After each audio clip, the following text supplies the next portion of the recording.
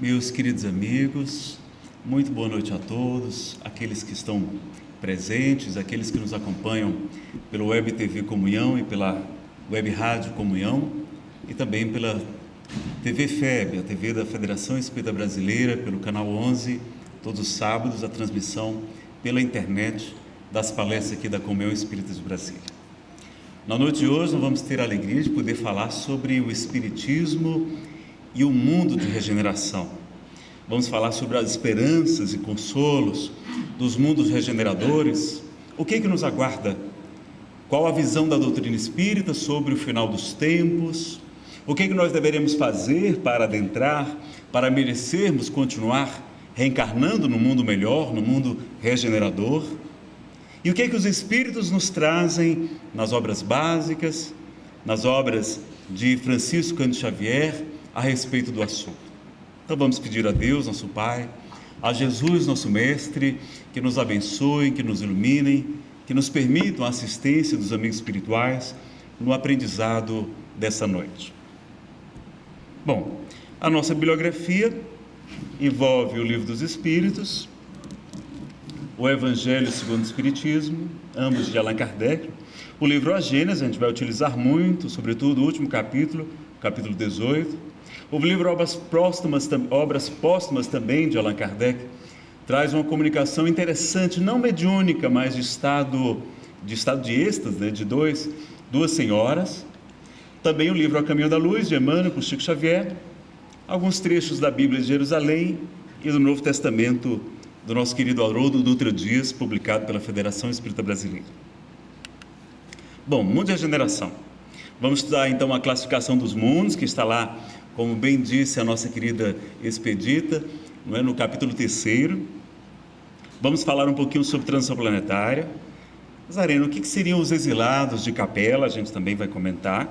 Como é que são esses mundos regeneradores? Qual a diferença deles para o mundo de expiação e provas como a Terra? Crianças índigo existem? Qual a diferença do que se convencionou chamar de crianças índigo, que não é uma palavra espírita, em relação à chamada geração nova, do livro A Gênese, publicado por Allan Kardec? Apocalipse na visão espírita, hoje não vai dar tempo da gente aprofundar, a gente tem seminários com 4 DVDs, 12 palestras abordando transição planetária e Apocalipse na visão da doutrina espírita.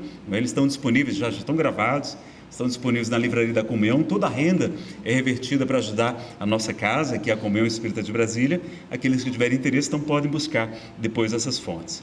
E vamos saber o mais importante na noite de hoje: o de que precisa o espírito para ser salvo, conforme está no Evangelho segundo o Espiritismo, capítulo 15, não é? Bom, então a gente sabe que no capítulo 3º, Kardec estuda os diferentes estados da alma na erraticidade, né, fora do corpo, antes de chegar à condição de espírito puros. Há diferentes categorias de mundos habitados, destinação da terra, causa das misérias terrenas. E lá nas instruções dos espíritos, nas psicografias, que em cada capítulo Kardec coloca, nós vamos ter mensagens sobre mundos inferiores e mundos superiores, mundos de expiação e provas, mundos regeneradores e progressão dos mundos. E ele começa em cada capítulo uma citação do Evangelho tradicional, Mateus, Marcos, Lucas ou João, e vai nos lembrar a frase de Jesus: não se turbe o vosso coração, credes em Deus, crede também em mim, há muitas moradas na casa de meu Pai. Se assim não fosse, já eu vos teria dito, pois me vou para vos preparar o lugar.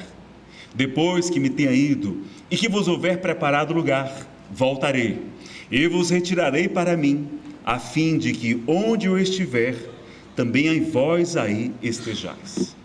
Antes da gente prosseguir, se vocês pesquisarem na internet, no próprio YouTube, vídeos ou textos sobre transição planetária, vamos ver informações diversas. E nós precisamos nos recordar que na doutrina espírita a gente considera o que é doutrina realmente o que está com a confirmação que Kardec nos ensina. Lá em O Evangelho segundo o Espiritismo, ele nos fala do controle, da universalidade do ensino dos Espíritos. Ou seja, uma nova revelação, para ser mais fidedigna, ela tem que ser ministrada por diferentes espíritos, através de médiuns estranhos entre si e sem estarem sob a mesma influência. Então, uma nova revelação, muitos espíritos vão dizer a mesma coisa, confirmando, não é, aquela informação. E Kardec tudo sempre submetia ao crivo da lógica, do bom senso, da razão. Então é importante que a gente saiba disso. Algumas mensagens, algumas comunicações, alguns livros, somente porque são mediúnicos, não quer dizer que sejam espíritas, ou que estão de acordo com o pensamento da doutrina espírita. É importante que a gente saiba disso. Então, podem ser lidos, claro, como a título de hipóteses, de teses, que precisam então ser confirmados pelo esse controle da universalidade do ensino dos espíritos, que hoje é feito mais por nós, pelos encarnados, pela análise de muitos estudiosos. Então, trouxemos aqui tão somente uma obra de Emmanuel, psicografada por Chico Xavier, chamada A Caminho da Luz, porque nós já consideramos que essa obra, né, e a própria obra completa de Chico Xavier, traz muitos subsídios, é um médium seguro que a gente pode e deve utilizar, tá certo? Então a gente vai ter algumas mensagens sobre esse assunto. No Evangelho segundo o Espiritismo nós sabemos então os diferentes estados da alma na erraticidade. Então não é tão somente, não é, aqui a casa do Pai é o universo, não são somente os mundos, os planetas, mas também a condição nossa, do espírito, na sua situação. Conforme se esteja mais ou menos depurado e desprendido dos laços materiais, variarão ao infinito o meio em que ele se encontre, o aspecto das coisas, as sensações que experimente, as percepções que tenha. Enquanto uns não se podem afastar da esfera onde viveram, outros se elevam e percorrem o espaço e os mundos. Enquanto alguns espíritos culpados erram nas trevas, os bem-aventurados gozam de resplendente claridade e do espetáculo sublime do infinito. Finalmente, enquanto o mal, atormentado de remorsos e pesares, muitas vezes insulado, né, isolado, como se fosse numa ilha, sem consolação, separados que constituíam objeto de suas afeições, pena sob o guante dos sofrimentos morais. O justo, em convívio com aqueles a quem ama, frui as delícias de uma felicidade indizível.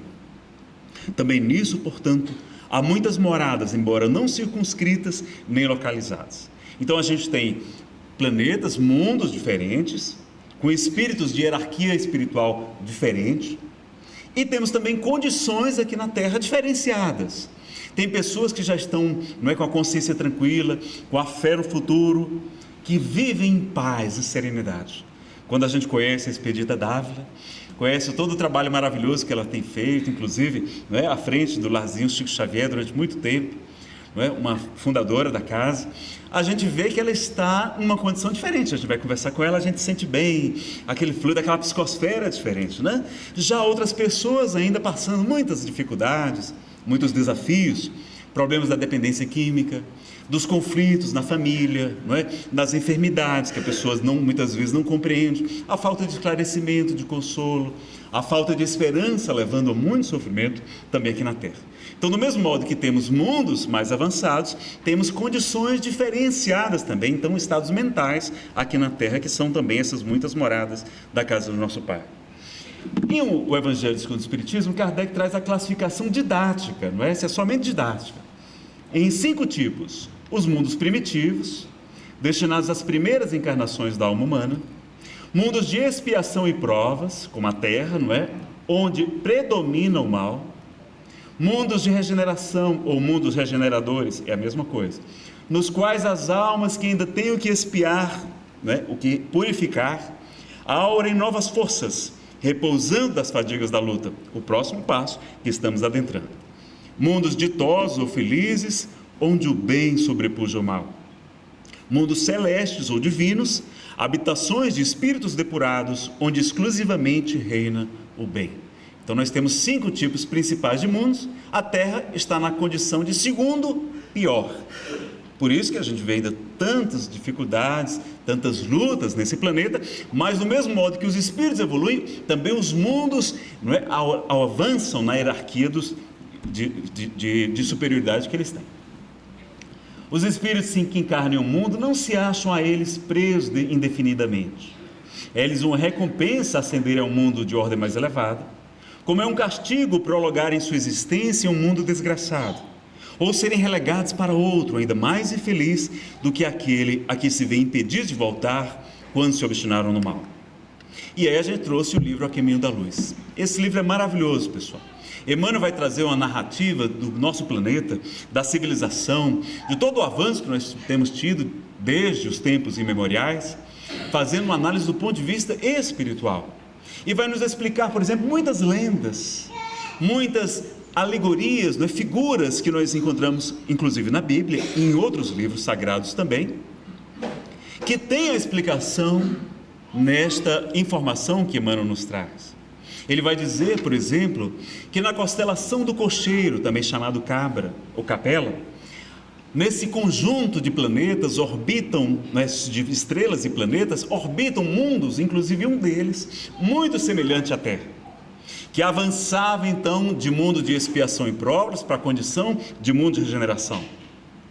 E os espíritos que não se adequaram àquele novo nível evolutivo, depois de ter sido dados chances de acompanhar o progresso, eles então têm que sair dali, eles emigram de lá e vêm aqui para a Terra para nos ajudar no progresso intelectual, com todo o conhecimento que eles já traziam, mas que para eles foi como se fossem anjos caídos, daí porque a lenda dos anjos caídos, do paraíso perdido, porque este mundo na constelação de Capela já era muito avançado, tinha uma série de facilidades na saúde, na tecnologia, na medicina, no conforto.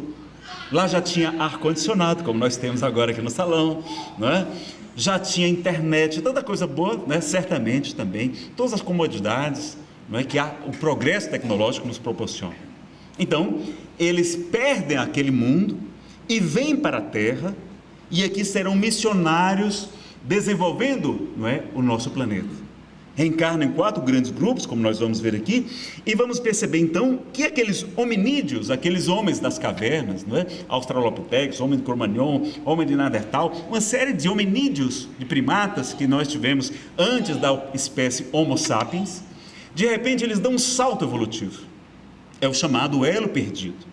Até hoje a ciência, a antropologia, a paleontologia não consegue explicar como é que de repente aquele cérebro se tornou muito maior, os traços se tornaram mais aformoseados, e Emmanuel então nos traz a informação de que seriam esses espíritos já mais adiantados, eles reencarnando na Terra, lhe imprimiram esse salto evolutivo, esse elo perdido, Então ele vai nos falar dos exilados de Capela. Ele traz então a informação que nós trouxemos aqui do livro. Um mundo em transições, veja que são mudanças, não só uma. Há muitos milênios, um dos orbes da Capela, que guarda muitas afinidades com o globo terrestre, atingir a culminância de um de seus extraordinários ciclos evolutivos. As lutas finais de um longo aperfeiçoamento estavam delineadas, como ora acontece convosco. Está acontecendo com a gente, pessoal.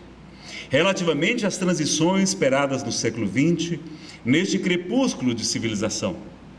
Alguns milhões de espíritos rebeldes lá existiam, no caminho da evolução geral, dificultando a consolidação das penosas conquistas daqueles povos cheios de piedade e virtude.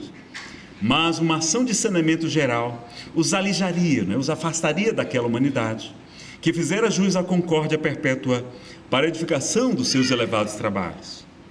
As grandes comunidades espirituais, diretoras do cosmos, deliberaram então localizar aquelas entidades que se tornaram pertinazes no crime, aqui na terra longínqua, onde aprenderiam a realizar na dor e nos trabalhos penosos do seu ambiente as grandes conquistas do coração e impulsionando simultaneamente o progresso dos seus irmãos inferiores.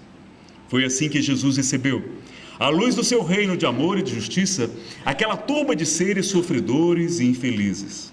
Com a sua palavra sábia e compassiva, exortou essas almas desventuradas à edificação da consciência pelo cumprimento dos deveres de solidariedade e de amor, no esforço regenerador de si mesmas. Mostrou-lhes os campos imensos de luta que se desdobravam na terra, envolvendo-os no halo bendito da sua misericórdia e da sua caridade sem limites.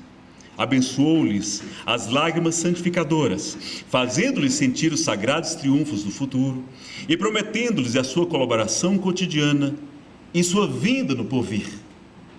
Ele prometeu a esses espíritos que voltaria, que estaria conosco aqui na Terra.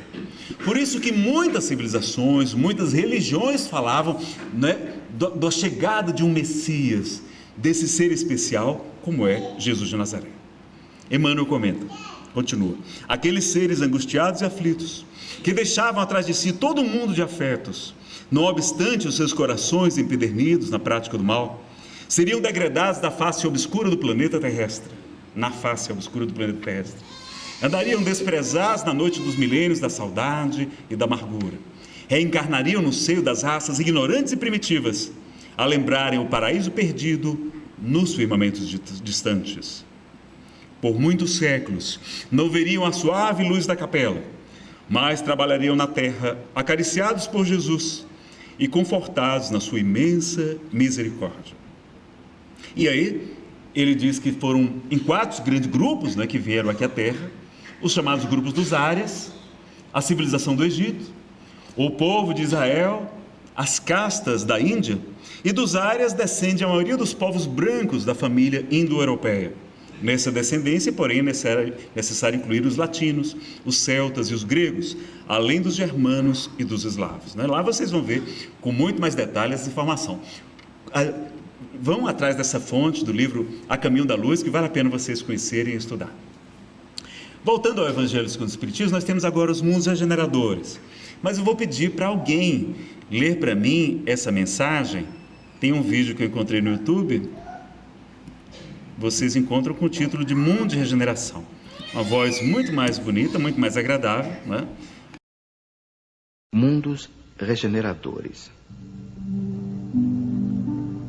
Entre essas estrelas que cintilam na abóbada azulada, quantas delas são mundos, como o vosso, designados pelo Senhor para expiação e provas? Mas há também entre elas mundos mais infelizes e melhores, como há mundos transitórios que podemos chamar de regeneradores. Cada turbilhão planetário, girando no espaço em torno de um centro comum, arrasta consigo mundos primitivos, de provas, de regeneração e de felicidade. Já ouvistes falar desses mundos em que a alma nascente é colocada ainda ignorante do bem e do mal, para que possa marchar em direção a Deus, senhora de si mesma, na posse do seu livre-arbítrio. Já ouvistes falar das amplas faculdades de que a alma foi dotada para praticar o bem. Mas, existem as que sucumbem. Então Deus, que não quer aniquilá-las, permite-lhes ir a esses mundos em que, de encarnações em encarnações, podem fazer-se novamente dignas da glória a que foram destinadas. Os mundos regeneradores servem de transição entre os mundos de expiação e os felizes. A alma que se arrepende, neles encontra a paz e o descanso, acabando por se purificar. Sem dúvida, mesmo nesses mundos, o homem ainda está sujeito às leis que regem a matéria. A humanidade experimenta as vossas sensações e os vossos desejos, mas está isenta das paixões desordenadas que vos escravizam. Neles não há mais o orgulho que emudece o coração, a inveja que o tortura e o ódio que os asfixia. A palavra amor está escrita em todas as frontes. Uma perfeita equidade regula as relações sociais. Todos manifestam a Deus e procuram elevar-se a Ele, seguindo as suas leis. Nesses mundos, contudo, ainda não existe a perfeita felicidade, mas a aurora da felicidade. O homem ainda é carnal e por isso mesmo sujeito às vicissitudes de que só estão isentos os seres completamente desmaterializados. Ainda tem provas a sofrer, mas estas não se revestem das pungentes angústias da expiação. Comparados à Terra, esses mundos são mais felizes e muitos de vós gostariam de habitá-los porque representam a calma após a tempestade, a convalescença após uma doença cruel. Menos absorvido pelas coisas materiais, o homem entrevê melhor o futuro do que vós. Compreende que são outras as alegrias prometidas pelo Senhor aos que se tornam dignos, quando a morte ceifar novamente os seus corpos para lhes dar a verdadeira vida. É então que a alma liberta poderá pairar sobre os horizontes. não mais os sentidos materiais e grosseiros, mas os sentidos de um perispírito puro e celeste, aspirando às emanações de Deus sob os aromas do amor e da caridade que se expandem do seu seio. Mas, nesses mundos o homem ainda é falível, e o espírito do mal ainda não perdeu completamente o seu domínio sobre ele. Não avançar é recuar, e se ele não estiver firme no caminho do bem, pode cair novamente em mundos de expiação, onde o esperam novas e mais terríveis provas.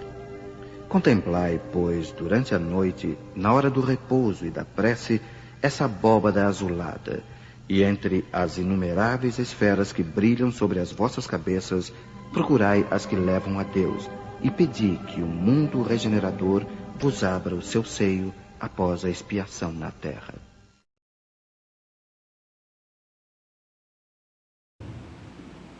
É uma mensagem de Santo Agostinho, em Paris, em 1862, do Evangelho segundo o Espiritismo, lá daquele mesmo capítulo, o capítulo 3º, né? Bom, a gente lembrar então que é a aurora da felicidade, não é uma felicidade perfeita ainda. Lá a gente então ainda tem carne, não é? Ainda somos espíritos encarnados, ainda temos de suportar provas, mas já não temos mais as angústias pungentes da expiação. Você sabe que é diferente, não é? Toda expiação é também uma prova, mas nem toda prova é uma expiação. A prova é um desafio para o espírito avançar, para a gente se desenvolver nas grandes qualidades dos anjos, que um dia todos chegaremos a essa condição. Enquanto que a expiação é a purificação, não é? É muitas vezes um resgate, uma reparação para que a gente possa avançar. Então lá a gente vai ter provas, não vamos ter mais as pungentes angústias da expiação. E o homem ainda é falível, então a gente tem que continuar marchando, se exercitando no bem, e ao final Santo Agostinho nos convida para contemplar, pois à noite, a hora do repouso e da prece, a abóbada azulada e das inúmeras esferas que brilham sobre as vossas cabeças, indagai de vós mesmos quais as que conduzem a Deus, e pedi-lhe que um mundo regenerador vos abra seu seio, após a expiação da terra. Então, a gente deve aspirar, não é, a mundos melhores e também ajudar que a própria terra se torne um mundo melhor, um mundo de regeneração, do mesmo modo que aconteceu com aquele planeta da constelação de Capela. A terra avança e aqueles espíritos que não se adequarem emigrarão daqui, não terão mais autorização de reencarnar na própria terra, como Jesus nos fala, né, da parábola do joio e do trigo. Quando os seus servos vão perguntar ao Senhor, não é, se deveriam arrancar o joio que foi plantado junto ao trigo. O joio é a cisane, uma planta muito parecida com o trigo, e pequenininho, não dá para saber quem é quem. Então o Senhor vai lhes dizer: não, deixai-os crescer juntos, mas ao final, na época da colheita, arrancai o joio aos molhos, aos montes, e lançai-os na fogueira, como eles faziam com as ervas daninhas. Então existe esse período de transição, essa mudança, essa separação entre os espíritos. No livro Obras Póstumas vamos ter uma mensagem maravilhosa também, não é? É um resumo das comunicações dadas pelas senhoras M e T, nós não sabemos o nome delas, em estado sonambúlico, não é? Um estado em que o perispírito se expande e a gente encarnado tem condição de alcançar conhecimentos que muitas vezes não estão disponíveis na vigília. Então ele vai falar sobre a regeneração da humanidade. É também do livro de Allan Kardec. Precipitam-se com rapidez os acontecimentos, pelo que já não vos dizemos como outrora, aproxima-se o tempo. Não. Agora dizemos, os tempos são chegados. E, pessoal, esse livro, não é? Foi publicado depois do desencarne de Kardec, eu acho que em 1870, não é? E vamos ver que desde aquela época, então, os espíritos já falavam que já chegou o tempo da transição planetária. É um processo lento, gradual, mas que já se iniciou na época de Allan Kardec. Eles falam até que já havia uma gestação de cerca de um século, para aquelas mudanças estarem sendo iniciadas a partir da chegada da doutrina espírita. E elas não avançam, não é? Nazareno, quando é que a Terra vai se tornar um mundo de regeneração? Pessoal, a gente não sabe. Vejam que também, quando perguntaram a Jesus, ele vai dizer que nem o Filho do Homem, nem os anjos do Senhor, mas somente o Pai é que sabe quando é realmente esse processo, essa mudança. Mas como é um processo gradual, e Emmanuel, interrogado no programa Pinga Fogo, em 1971, numa pergunta que não foi ao ar, mas está no livro Plantão de Respostas, da editora Céu, do Centro Espírita União de São Paulo, que cedeu todos os seus direitos para a Federação Espírita Brasileira, todos os livros, dezenas de livros que Chico publicou pela editora Céu, vai dizer que por volta do ano 2057, a Terra já estará na condição de mundo de regeneração. Então nós estamos em 2016, daqui a 41 anos, segundo essa informação, como nós falamos, a informação de um espírito, não temos essa confirmação por outros espíritos, apesar que Joana de Ângeles, por Divaldo Franco, também fala nesse período de 2060, não é? Claro, depende de nós avançar, não é? Prorrogar ou adiantar esse período. E a gente sabe que Kardec pediu para a gente tomar muito cuidado. Em O Livro dos Médiuns, os espíritos nos ensinam que os espíritos superiores não utilizam datas e que quase sempre, o espírito que utiliza data, quase sempre, é o sinal de uma mistificação. Então a gente analisa com cautela, toma aquela informação para análise, mas sem fazer disso uma regra absoluta, tá certo? Então ele vai dizer então que os tempos são chegados. Não suponhais que as nossas palavras se referem a um novo dilúvio, nem a um cataclismo, nem a uma tragédia, um flagelo destruidor, nem a um revolvimento geral. Revoluções parciais do globo serão produzidas em todas as épocas e ainda se produzem porque decorrem da sua constituição, mas não representam os sinais dos tempos. Entretanto, tudo que está predito no Evangelho tem de cumprir-se e neste momento se cumpre, conforme o reconhecereis mais tarde. Aí, em outro momento, ele vai trazer a informação de que não olheis para o céu em busca de sinais precursores, porquanto nenhum vereis, e os que vos anunciarem estarão a enganar-vos. Olhai em torno de vós, entre os homens, aí é que Deus descobrireis. Não sentis que como um vento sopra sobre a terra e agita todos os espíritos? Mais adiante, o que se prepara não é, pois, o fim do mundo material, mas o fim do mundo moral. É o velho mundo, o mundo dos preconceitos, do orgulho, do egoísmo e do fanatismo que se esboroa. Do mundo de expiação, a terra se mudará um dia em mundo ditoso, e habitá-lo será uma recompensa, em vez de ser uma punição. O reinado do bem sucederá ao reinado do mal.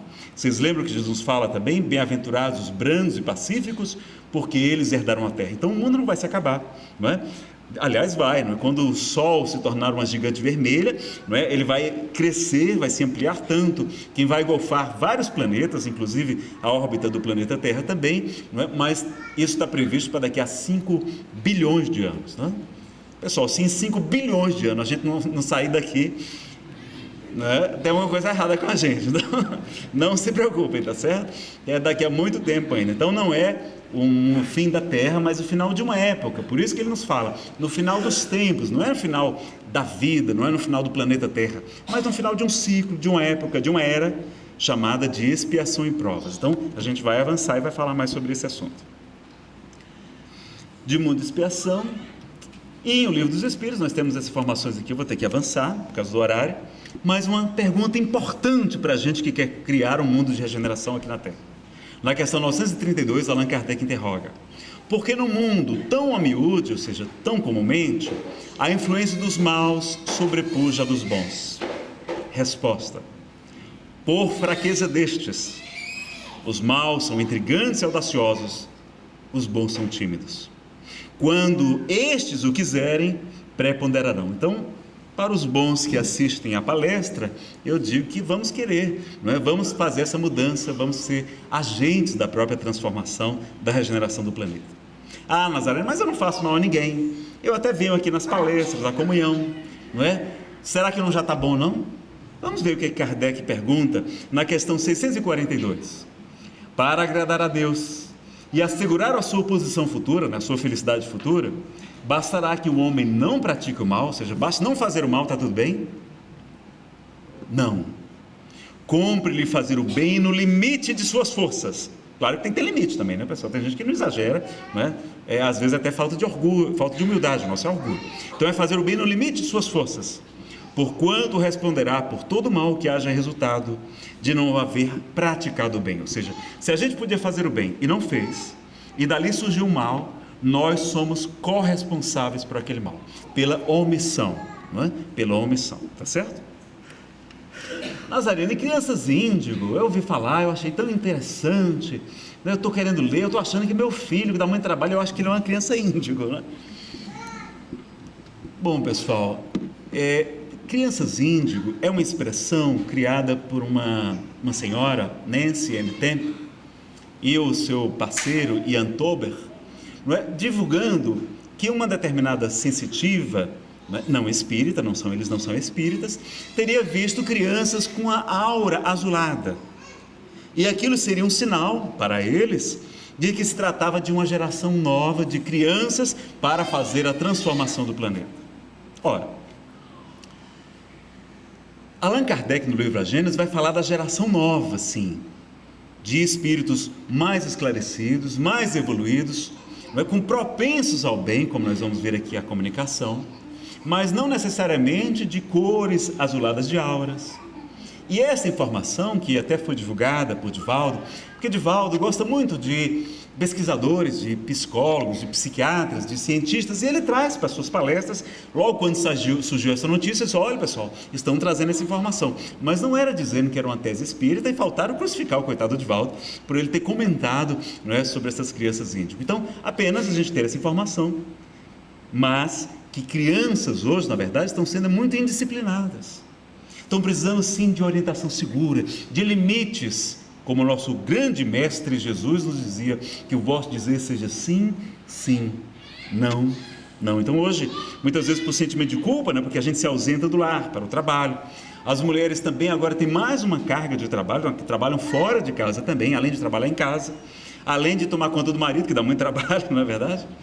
A minha esposa sorriu ali, a Fernanda, não é? Então assim, elas têm mais uma atividade e aí ficam sentindo culpadas, porque ficam longe de casa e fazem tudo, né? Os pais fazem tudo para agradar os pais. Quando se separam, então, um quer agradar mais a criança do que o outro, para que a criança goste mais dele do que do outro, ou que não seja esquecido, e a gente acaba vendo as crianças muito mimadas, a gente estragando as nossas crianças. Então, fica a advertência que a gente estude.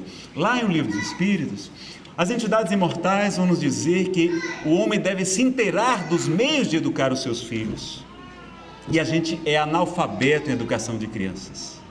Quando eu fui convidado para fazer palestra sobre educação de filhos, educação de crianças e educação de adolescentes, que é completamente diferente da educação de crianças, que a gente foi estudar esses grandes educadores, psiquiatras, psicopedagogos, etc. Meus amigos, como a gente não sabe de nada e como a gente tem feito bobagem em relação aos nossos filhos. Então é importante que a gente busque esse conhecimento também para ajudar as nossas crianças. Então, a geração nova, que é assim estudada por Kardec, lá no capítulo 18 do livro A Gênese, né, também obra básica da codificação, no capítulo Os Tempos São Chegados. E eles vão nos trazer essas informações que nós gostaríamos de ler para vocês. No dizer dos Espíritos, a Terra não deverá transformar-se por meio de um cataclismo que aniquile de súbito uma geração. A geração atual desaparecerá gradualmente, a nova lhe sucederá do mesmo modo, sem que haja mudança alguma na ordem natural das coisas. Tudo, pois, se processará exteriormente, como de costume, mas com uma única e capital diferença. Uma parte dos espíritos que encarnavam na Terra, aí não mais tornarão a encarnar. Em cada criança que nascer, em vez de um espírito atrasado e inclinado ao mal, que antes nela encarnaria, virá um espírito mais adiantado e propenso ao bem. Me recordei também de José Raul Teixeira, em uma de suas palestras ele comenta que Chico Xavier teria lhe dito que desde a Segunda Grande Guerra Mundial, muitos espíritos já não têm mais autorização de reencarnar na Terra. Nazareno, como é que a gente tem visto tantas tragédias, tantos crimes horrorosos? Bom, hoje a gente tem uma imprensa com muito mais recursos, não é? A grande comunicação, a globalização, etc., mas também nós temos a informação de André Luiz na série A Vida no Mundo Espiritual, que começa com o livro Nosso Lar. Aliás, se vocês querem saber como é que é o mundo de regeneração, leiam o livro maravilhoso chamado Nosso Lar, de André Luiz Puxaria.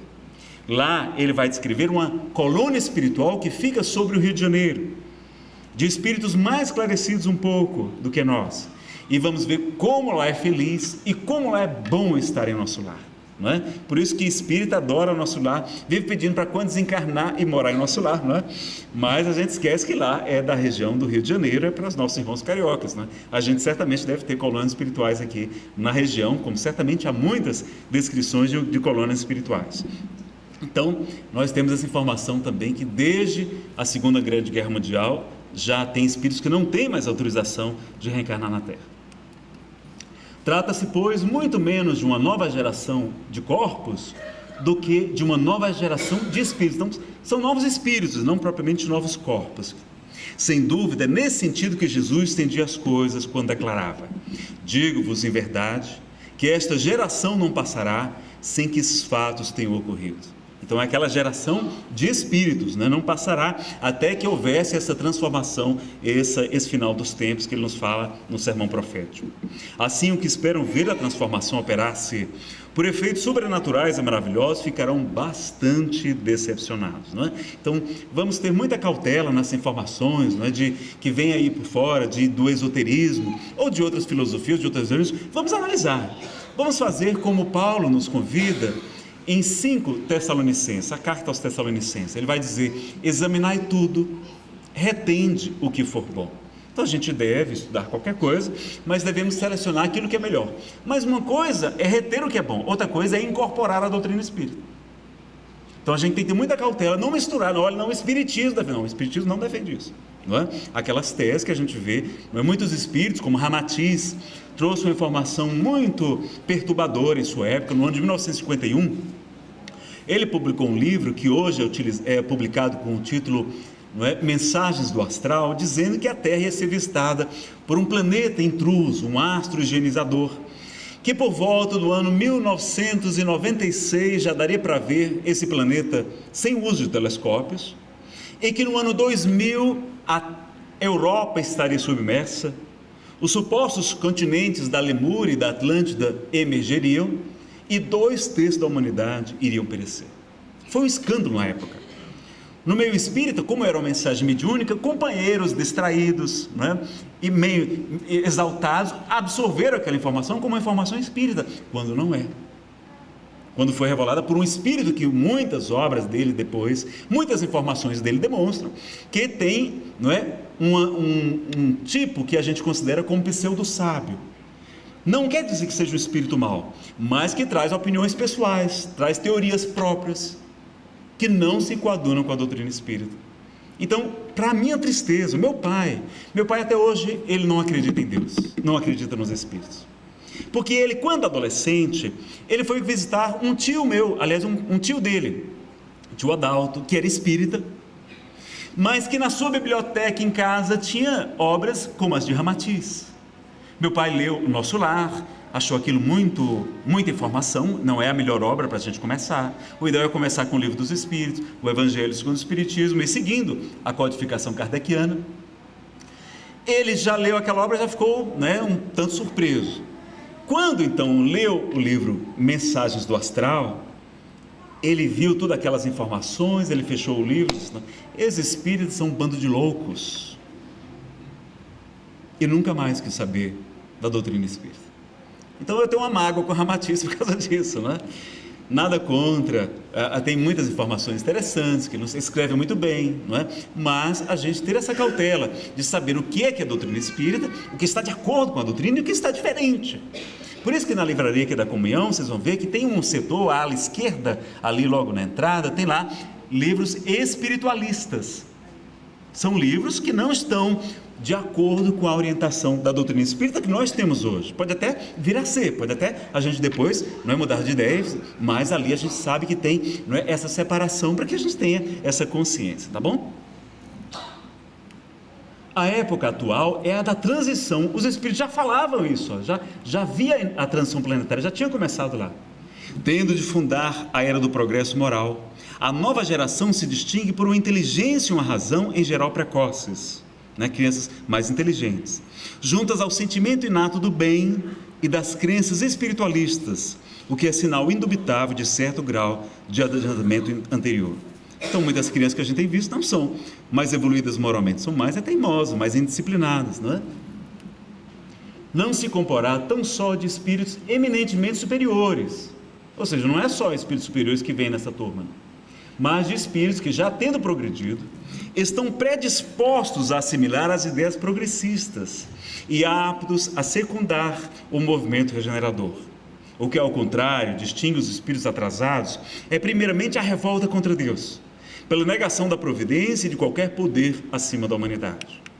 Depois, pela propensão instintiva para as paixões degradantes, para os sentimentos antifraternais do orgulho, do ódio, do ciúme, da cupidez, enfim, a predominância de apego a tudo que é material. Assim a gente consegue mais ou menos saber quais são os espíritos, né? Nazareno, e eu fico muito preocupado porque eu fico com medo da minha família não acompanhar. Eu gosto muito da minha sogra, da minha nora, do meu jeito. Será que eles vão poder continuar aqui na Terra? Eu tenho medo deles não poderem mais reencarnar aqui. Às vezes a pessoa pergunta isso, né? E quando eu falo de sogra, o pessoal ri. Mas, pessoal, não sei por que vocês riram. Porque a minha sogra é maravilhosa, é verdade. Ela é católica, mas ela acredita em reencarnação. Porque ela fala assim: Nazareno, você só pode ser meu karma de uma vida passada, né? É brincadeira, ela não fala isso não, mas ela acredita em reencarnação. E a sogra da minha esposa, então, é fantástica, pessoal. Olha como a gente é injusto com as sogras, não é? Vejo que 50% delas são maravilhosas, pelo menos que são as nossas mães, não é? Então, a gente vai ver nesta obra, olha como a misericórdia de Deus é infinita. Os espíritos vão dizer, nesta obra de Allan Kardec, que não são todos os espíritos que serão expulsos da terra, e muitos, ao contrário, aí hão de voltar. Ou seja, muitos que saírem daqui vão poder voltar, porque muitos cederão ao império das circunstâncias e do exemplo. Neles a casca está mais estragada que o cerne. Eles não são propriamente maus, não são espíritos endurecidos no mal, mas são espíritos que apenas estavam sendo levados pela cultura, pela civilização, pelo materialismo, pelo consumismo que a gente vê tão grande nos dias de hoje. Pelas vossas preces e exortações, podeis contribuir muito para que se melhorem, porque há perpétua solidariedade entre os mortos e os vivos. Não haverá, pois, exclusão definitiva, senão dos espíritos substancialmente rebeldes, daqueles que o orgulho e o egoísmo, que vocês sabem que são os dois maiores defeitos da gente, o orgulho negativo, mais do que a ignorância, tornaram surdos aos apelos do bem e da razão. Assim, orai por esses endurecidos, a fim de que se emendem enquanto ainda é tempo, visto que se aproxima o dia da expiação.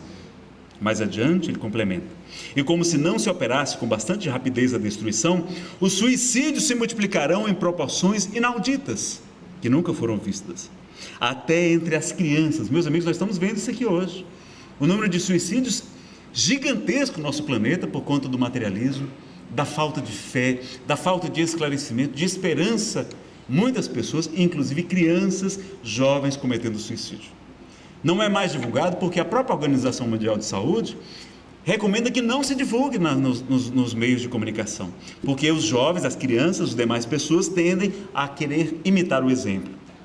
Mas muitas pessoas, e a gente sabe como espíritas, que a deserção pelo suicídio é uma das provas mais difíceis para nós, que todos, experimentarão a decepção, o desapontamento, porque vão se ver do outro lado da vida, sofrendo, vendo a sua família destroçada muitas vezes. Então a gente não deve buscar o suicídio, deve buscar ter paciência, fé, resignação, porque tudo passa, isso também passará. Em que pese a gente sabe que nenhum dos nossos irmãos está desamparado. Maria de Nazaré ensina o livro Memórias de um Suicida, publicado pela Federação Brasileira de Ivone do Amaral Pereira, do espírito Camilo Castelo Branco, que é o mesmo pseudônimo de Camilo Cândido Botelho, que se suicidou e vai narrar como é que foi essa existência. Nesta obra nós sabemos que Maria de Nazaré comanda uma legião de trabalhadores, ajudando todos esses nossos irmãos que desencarnaram pelo suicídio. E pelo trabalho no bem, pelas orações, pelo trabalho mediúnico, nós podemos auxiliá-los muito também, apressando a sua recuperação. Vamos ajudar também os nossos irmãos pelas nossas vibrações, pelas nossas preces e pelo nosso trabalho mediúnico. Eles terão a oportunidade de reencarnar e, claro, continuar sua marcha sem nenhum problema. Vejam o que eles falam mais aqui. A loucura jamais terá atingido tão grande quantidade de homens, que antes mesmo de morrerem estarão riscados no número dos vivos. Então, quanta gente com problemas de saúde mental, graves doenças psiquiátricas, a depressão acometendo milhões de pessoas no planeta, meus amigos. São mais de 400 milhões de pessoas hoje no mundo sofrendo da depressão, do transtorno afetivo bipolar, do transtorno da ansiedade generalizada, da esquizofrenia, de várias outras enfermidades. Então vejam como é um sinal dos tempos também, revelado pelos Espíritos. São esses os verdadeiros sinais dos tempos. E tudo isso se cumprirá pelo encandeamento das circunstâncias, como já o dissemos, sem que já haja a mais ligeira derrogação das leis da natureza. A fraternidade lança seus fundamentos em todos os pontos do globo, e os povos estendem uns aos outros as mãos. A gente está vendo isso na cooperação internacional, vários países. A barbárie se familiariza no contato com a civilização. Os preconceitos de raças e de seitas que causaram o derramamento de ondas de sangue se vão extinguindo. O fanatismo, a intolerância perdem terreno, ao passo que a liberdade de consciência introduz os costumes e se torna um direito. A gente tem visto como o mundo melhorou, como tudo isso avançou. Mas a gente tem a ameaça do Estado Islâmico. Pessoal, é uma minoria ínfima de pessoas que têm abraçado esse ideal, esse fanatismo religioso, que a gente, claro, sabe que existe e que devemos orar por eles também, mas eles também, a passo e passo, cederão ao progresso, à civilização. A fé inata será um dos caracteres distintivos da nova geração. Não a fé exclusiva e cega que divide os homens, mas a fé raciocinada, que esclarece e fortifica, que os une e confunde no sentimento comum de amor a Deus e ao próximo. Com a geração que se extingue, desaparecerão os últimos vestígios da incredulidade e do fanatismo, igualmente contrários ao progresso moral e social.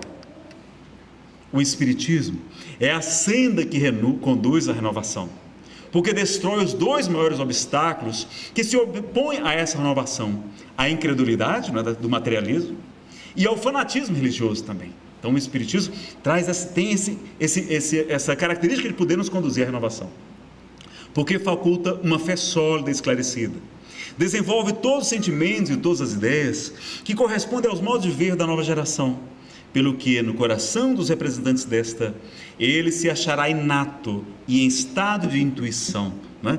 Então as pessoas, é como se já conhecesse a doutrina espírita sem o saber. Como o patrono dessa casa, Adolfo Bezerra de Menezes Cavalcante, quando vai ler o Livro dos Espíritos, presenteado por um amigo, ele que era muito católico, muito dedicado, ele no bonde, puxado a burros na direção até a sua casa, no Rio de Janeiro, ele vai ler aquela obra e vai ficar impressionado como nada daquilo lhe é diferente, tudo lhe é familiar, como se ele já fosse espírita sem o saber. Então essa geração nova vai vir também com mais conhecimento das realidades espirituais. Assim, pois, a era nova vê-lo-á engrandecer o espiritismo e prosperar pela força mesmo das coisas. Tornar-se-á a base de todas as crenças, o ponto de apoio de todas as instituições, mas daqui até lá, que de lutas terá ainda de sustentar contra os seus dois maiores inimigos, a incredulidade e o fanatismo. Que coisa singular, se dão as mãos para abatê-lo. Mais adiante, então, os Espíritos nos convidam dizendo, na divina máxima: fora da caridade não há salvação, eles leem a sua própria condenação.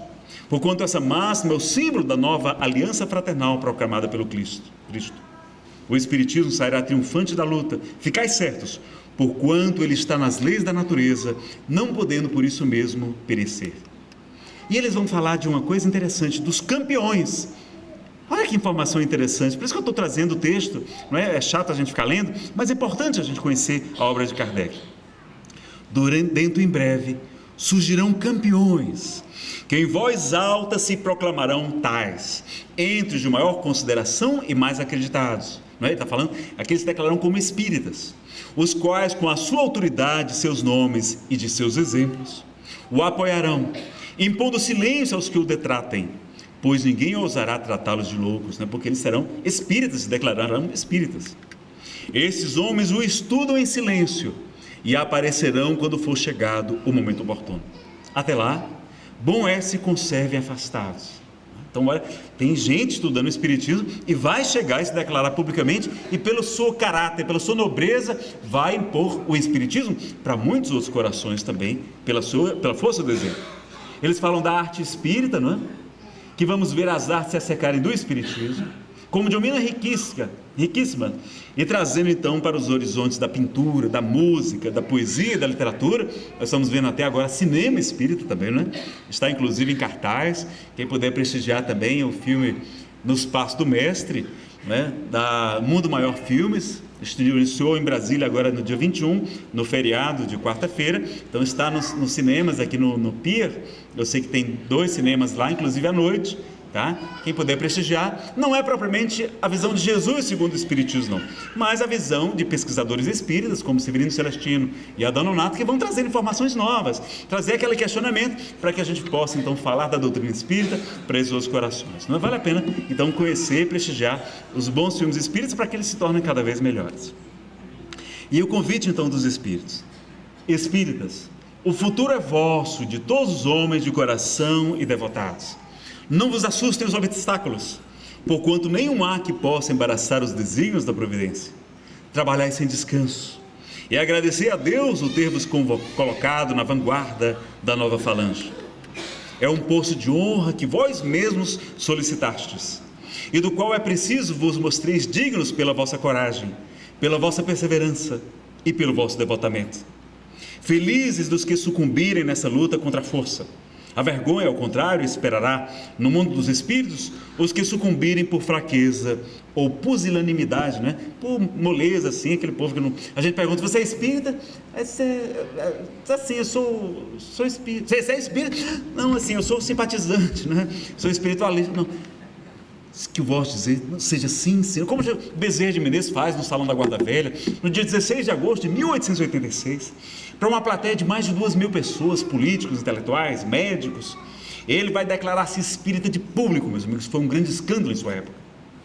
Era 1886, quando as casas espíritas eram apedrejadas muitas vezes. E este homem, com toda a sua grandeza, com a sua nobreza, se declara espírita, fazendo como Jesus nos disse: aquele que me confessar e testemunhar diante dos homens, eu confessarei diante do meu Pai que está nos céus. Então, vamos ter essa honra, essa alegria de nos declarar espíritas e divulgar o bem. E quando a pessoa perguntar: Nazareno, mas isso é coisa do demônio, esse negócio de espiritismo é coisa de Satanás. Aí você vai dizer: olha, por que você usa uma regra que Jesus nos ensinou para saber quando se trata de um verdadeiro ou de um falso profeta? E a pessoa normalmente não lembra, e você então ensina: pelos frutos os conhecereis. Por acaso se colhem uvas dos espinheiros ou figos das sarças? Se o fruto é bom, a árvore é boa. Quais são os frutos da doutrina espírita? A benevolência, a indulgência, o perdão, a caridade, a humildade, a paciência, a reforma íntima, né?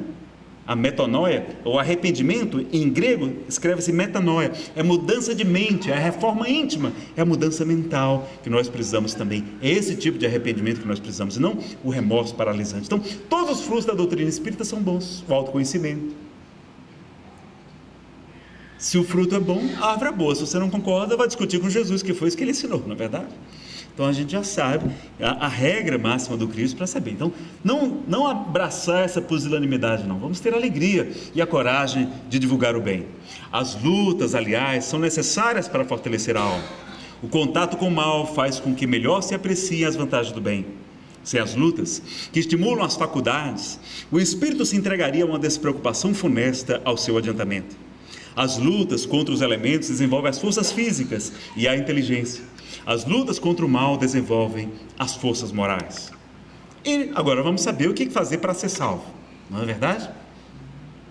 No capítulo 15 do Evangelho segundo o Espiritismo, nós temos o estudo da salvação na luz da doutrina espírita. Mas a rigor, nós podemos falar em dois tipos de salvação, porque não tem aquele sentido teológico tradicional. Uma salvação é a gente não é se salvar, não ter uma boa condição depois da morte. Então, estar bem no mundo espiritual, como nós acreditamos na imortalidade da alma, e que a gente prossegue, não fica dormindo, como algumas religiões, a gente respeita, mas eles interpretam, fazem uma interpretação bíblica equivocada, dizendo que a gente vai ficar dormindo durante 1000 anos, vai ficar dormindo até o juízo final, para só então ser julgado. Então não é um julgamento justo, não é? Que espera mais de 1000 anos. Então vejam que a gente respeita, mas nós sabemos, como até na parábola do mal rico e Lázaro, que no Evangelho segundo o Espiritismo nós estudamos também, sabemos que Lázaro, como teve resignação, como viveu as lutas, as expiações da terra, sem murmurar, sem se lamentar, sem se queixar, ele vai para o seio de Abraão, para uma condição boa no mundo espiritual. Já o mal rico, não é? Porque ele não era somente rico, não era somente uma pessoa de viver bem, ele não ajudava e tinha condição de ajudar, nem as migalhas da sua casa, da sua mesa iam para Lázaro. Então ele é considerado um mal rico, por isso que no Evangelho segundo o Espiritismo chama-se de mal rico, porque a riqueza não é necessariamente uma perdição. Se a riqueza é fruto do trabalho honesto, ela é uma bênção, porque o trabalho também é uma lei divina, mas é importante que a gente saiba disso. Os nossos irmãos protestantes, católicos, enlouquecem com essa parábola.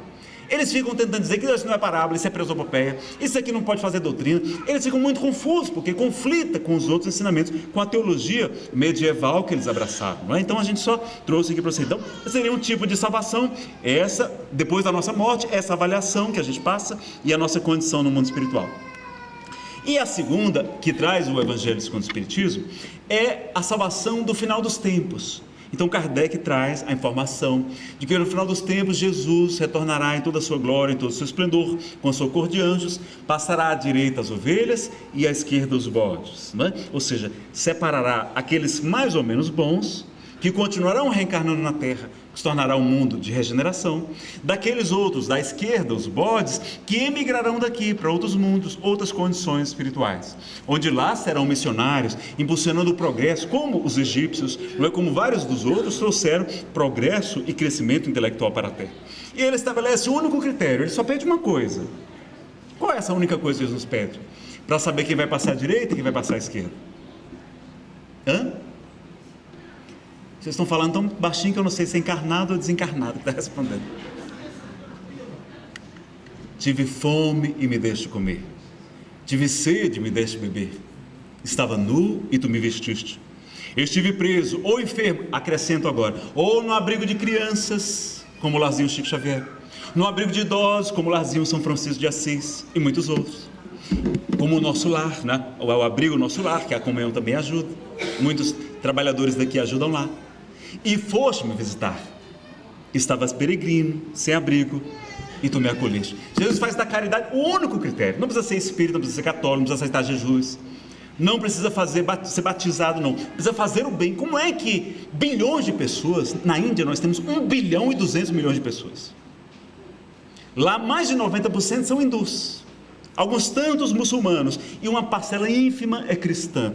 Não conhecem Jesus, não conhecem o seu Evangelho. Estariam condenados na China, no Japão, em tantos outros lugares. Então não é a religião, e por isso Allan Kardec, no capítulo 15, que se chama Fora da Caridade não há salvação, vai dizer que não é fora da igreja X, Y, Z, mas é fora da caridade. E por isso erguemos essa bandeira bem alto: fora da caridade não há salvação.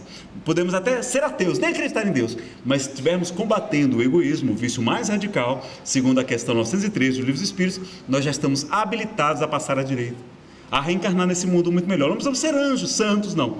Precisamos fazer o bem. Não é só ser bonzinho, não. É fazer, é agir, é auxiliar, não é? Na questão 886 do Livro dos Espíritos, Kardec traz uma pergunta interessante também. Qual o sentido da palavra caridade, como entendia Jesus? Então aqui a gente vai ver a caridade moral. Aquela é a caridade material, agora a caridade moral. Benevolência para com todos, é ser bom para todos. Indulgência para com as imperfeições alheias, para os defeitos dos próximos, a gente dá um desconto, a gente ser clemente, indulgência é clemência. E perdão das ofensas, não é? Perdão aqui de todas as ofensas. Ele não falou perdão das ofensas dos outros, perdão de todas as ofensas, inclusive as nossas, é também auto-perdão. E a gente tem vários tipos de caridade, como a caridade de levar esclarecimento, levar o consolo, levar fé para as pessoas, esperança, a caridade da paciência, a caridade da divulgação da doutrina espírita, do Evangelho de Jesus, como Paulo fez tão bem. Paulo foi um grande divulgador. Jesus, o que ele mais fez foi divulgar o Evangelho. Kardec organiza para depois essa doutrina ser divulgada por Francisco Cândido Xavier. A grande missão de Chico Xavier foi o livro espírita, mais de 480 livros psicografados nas horas de folga, uma vida, um exemplo de divulgação da doutrina espírita, e muitos outros missionários, não é verdade? Então, vejam que lá no livro Paulo Estevão, nós trouxemos esse trechozinho aqui no capítulo 4 da segunda parte. Paulo falando a Barnabé, poderemos atender a muitos doentes, ofertar um leito de repouso aos mais infelizes, mas sempre houve e haverá corpos enfermos e cansados na terra. Na tarefa cristã, semelhante esforço não poderá ser esquecido, não podemos esquecer o trabalho social, mas a iluminação do Espírito deve estar em primeiro lugar.